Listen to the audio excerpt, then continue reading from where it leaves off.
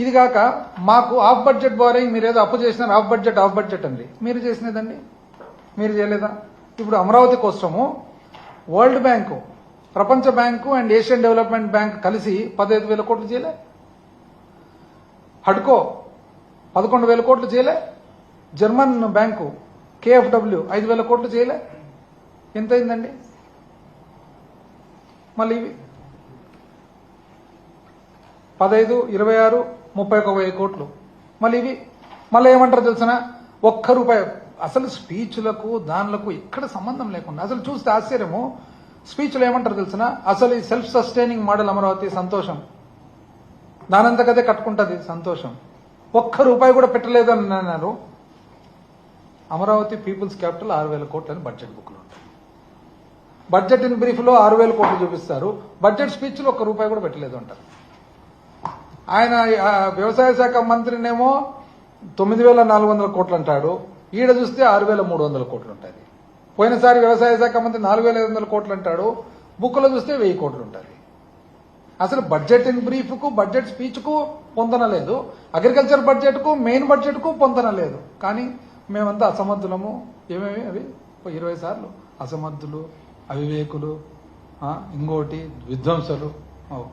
కనీసం పుస్తకాలన్నా రాసినాం కదా కరెక్ట్గా. ఎంత అన్యాయం. మీరు అప్పు చేయలే, పాపం వాళ్ళకి అప్పు అనేది రాదు అసలు. జూన్ 24 6,000 కోట్లు చేయలేదండి. జూలై 24 మొన్న ఈ ప్రభుత్వంలో 10,000 కోట్లు చేయలే. ఆగస్టు 24 3,000 కోట్లు చేయలే. సెప్టెంబర్ 24 4,000 కోట్లు చేయలే. అక్టోబర్ 24 6,000 కోట్లు చేయలే. నవంబర్ 24 4,000 కోట్లు చేయలే. డిసెంబరు 9,237 కోట్లు చేయలే. జనవరి రాలే. ఫిబ్రవరిలో 7,000 కోట్లు చేయలేదా? మీరు కాదా? మేమే చేస్తామే, ఇది కూడా మేమే చేస్తామే. అట్లా కూడా చెప్తారు, నాయన మీరే చేసి వచ్చినారు మళ్ళా అని. దేనికైనా రెడీ. ఇది గవర్నమెంట్ గ్యారంటీలు. గవర్నమెంట్ మేము చేస్తేనేమో అప్పు, మీరు చేస్తే మాత్రం నిప్పు. పర్ఫెక్ట్ ఉంటుంది అంతా దేనికైనా కానీ. దాని తర్వాత సంపద సృష్టి, ఇది ఒకటి మళ్ళా స్టాండర్డ్ సంపద సృష్టి. అది కూడా చూద్దాం ఎంత సృష్టించినారనేది.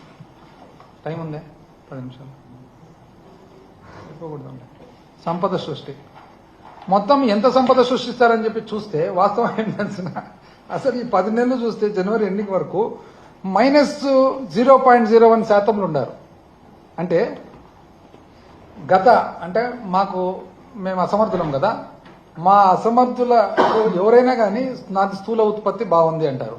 నీ స్థూల ఉత్పత్తి బాగుంది అంటే అది రెవెన్యూ రాబడిలో కనపడాలి కదా.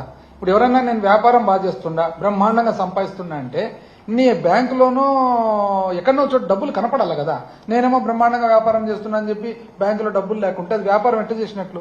అదేవిధంగా ప్రభుత్వం కూడా స్థూల ఉత్పత్తి బ్రహ్మాండంగా ఉందంటే నీకు రెవెన్యూ రాబడిలో ఆటోమేటిక్గా దానికి ట్రాన్స్లేట్ అయ్యి కనపడుతుంది. ఇక్కడ చూడండి, మా టైము మేము చేసిన దానికంటే 24 లెక్కేస్తే 2024 10 నెలలు, ఎప్పటి నుంచి ఏప్రిల్ నుంచి జనవరి వరకు లెక్కేసి మళ్ళా ఏప్రిల్ 24 నుంచి జనవరి 25 వరకు లెక్కేస్తే ఎంత ఉంది తెలిసిన, పెరిగేది బదులు మైనస్ లేకొచ్చింది. ఇంకా దీన్ని ఏమనల్లా అంటే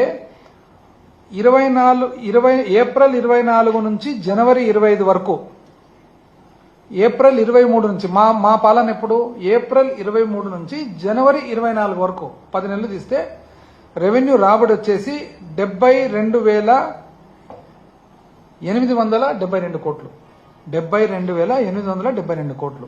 మామూలుగా అయితే యావరేజ్కి ఎప్పుడైనా కానీ ఒక 10% పెరుగుతుంది యావరేజ్. మా టైం అయితే ఎప్పుడు 10-12% ఎప్పుడు పెరిగింది. అంటే మామూలుగా అయితే ఎంత రావాలా, 72,000కు అప్రాక్సిమేట్గా 10% అంటే ఇంకొక 7,000 పెరిగితే 79,000 ఉండాలి లెక్క ప్రకారం. మీరు సంపద సృష్టి కదా, ఎంత వచ్చింది తెలుసిన, 72,864. అంటే మాకంటే ఒక 8 కోట్లు ఇంకా తక్కువ. దానికి -0.01.